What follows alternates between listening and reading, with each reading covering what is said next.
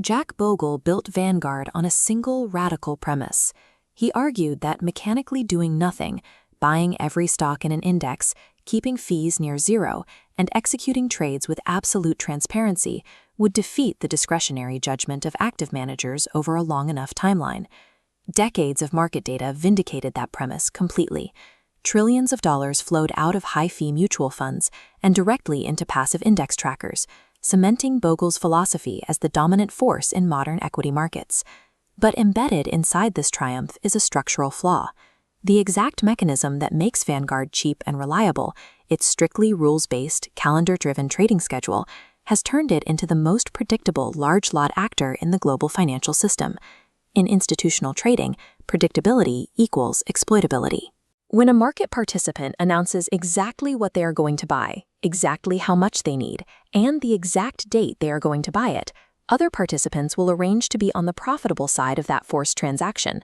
Hedge funds do not fight Vanguard, they use it. Through index reconstitution front-running, securities lending, ETF arbitrage, and macro-directional shorts, active managers have developed 4 distinct mechanisms to systematically drain alpha from passive flows.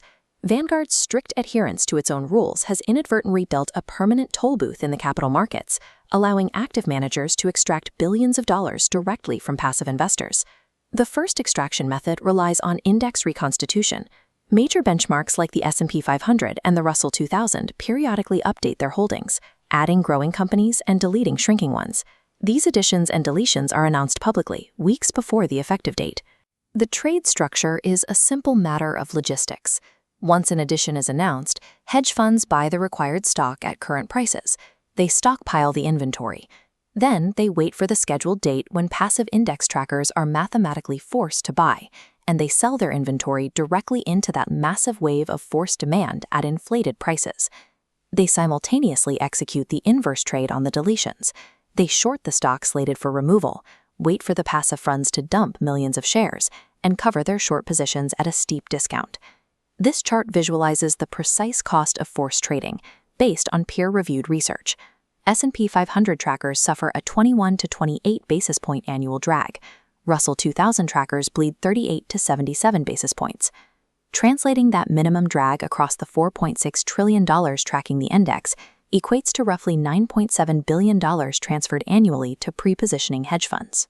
Retail investors never notice this multi-billion-dollar cost because it is not itemized on a statement. It is invisibly baked into the daily performance of the index itself. We can observe this extraction with exact execution data by looking at the largest indexed inclusion in history, Tesla's addition to the S&P 500. This timeline charts the event. On November 16th, Tesla had a float market cap of $304 billion. Based on its index weight, Vanguard and its pairs had a strict mandate to buy at least $78 billion of Tesla shares on December 18th. That left a 32-day window for active managers to prepare. During those 32 days, liquidity suppliers aggressively stockpiled shares, driving Tesla's stock up 57%.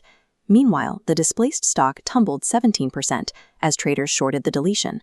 At the market close on December 18th, hedge funds liquidated their overvalued Tesla inventory into Vanguard's forced $78 billion buy wall, locking in their spread. Tracking the 6 months post-inclusion reveals the December price action was artificial. A $100 investment in the deleted stock grew to $160.20, while the same investment in Tesla fell to $89.70. The fundamental value had not changed. The forced liquidity had simply evaporated. Financial Times analysis estimated the total cost borne by passive investors during this single event at $45 billion.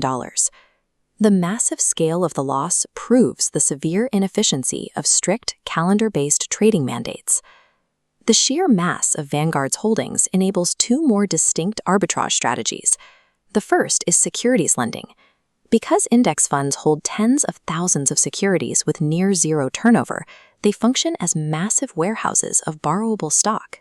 This schematic traces the economic split. Hedge funds borrow stock from Vanguard to execute high-conviction short positions. Vanguard charges a lending fee, returning roughly 1 to 16 basis points to its investors. The short seller earns the entire spread on a successful position, extracting 100 basis points or more using Vanguard's own inventory. The third mechanism targets ETF creation and redemption arbitrage. Vanguard's massive ETF relies on authorized participants, large financial institutions, to keep the fund's market price aligned with its underlying assets. During severe market stress, the ETF's market price can detach from its net asset value, the actual value of underlying stocks, creating a temporary gap. Sophisticated systematic trading desks capture these intraday gaps in real time. By buying the cheaper asset and selling the more expensive one, they lock in a riskless spread, effectively levying a tax on retail investors trading during volatile morning sessions. Through lending and ETF arbitrage, Vanguard's operational mechanics continuously subsidize the highly active managers that index funds were originally designed to replace. The final extraction mechanism scales far beyond isolated arbitrage. It is a directional thesis against the entire market structure, arguing that massive passive investing has severely distorted aggregate equity valuations. The academic foundation for this trade is the inelastic markets hypothesis, published in a 2021 working paper by researchers Xavier Gabay and Ralph Koijin. Their research isolates a critical flaw in passive design. Index funds cannot shift to cash. When inflows arrive, they must buy the index, completely disregarding valuation signals. This blind buying severs equity prices from fundamental price discovery, making the market highly inelastic. This diagram illustrates their central finding. Because demand is inflexible, every $1 of passive inflow unofficially generates $5 of aggregate market value. The persistent buying inflates the price above fundamental baselines. The implication is immediate. If that 5x multiplier pushes prices up, it acts symmetrically if capital flows ever reverse direction. Michael Burry operationalized this macro thesis. He argued that massive capital flows into index funds have removed price discovery, creating an artificially inflated bubble. According to Scion Asset Management's Q2 2023 13F filing, Burry priced a $1.625 billion notional bet against the market.